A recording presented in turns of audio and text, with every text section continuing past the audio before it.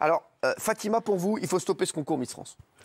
Oui, je pense qu'effectivement, dans quelques années, on se dira peut-être, en 2019, on faisait encore un concours pour mettre en concurrence des femmes sur la base de leur physique et sur des critères extrêmement restrictifs, en effet. Et pour moi, le concours Miss France, qui a un côté très solennel, très cérémonieux, qui est un grand rendez-vous une fois par an, mine de rien, il a un énorme effet parce qu'il rappelle qu'est-ce qu'est censé être une femme belle, donc avec tout un tas de critères, comme je disais, très restrictifs, la minceur, le style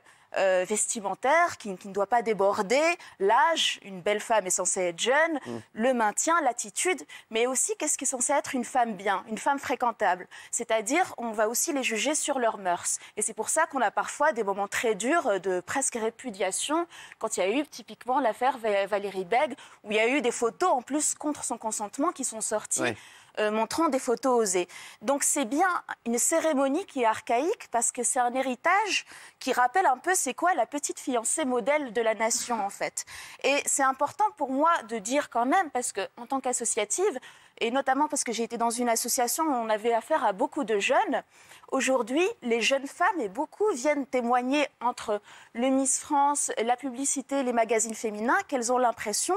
en regardant leur miroir, qu'elles voient des monstres. Elles ont l'impression que le critère d'une femme acceptable est tout le temps rabâché, étant celui-là, du moment qu'elles sont un peu plus rondes, et quand je dis rondes, c'est vraiment déjà exagéré, eh ben, elles ne sont plus la femme respectant le minimum critère de beauté. Et c'est extrême, ça amène vraiment des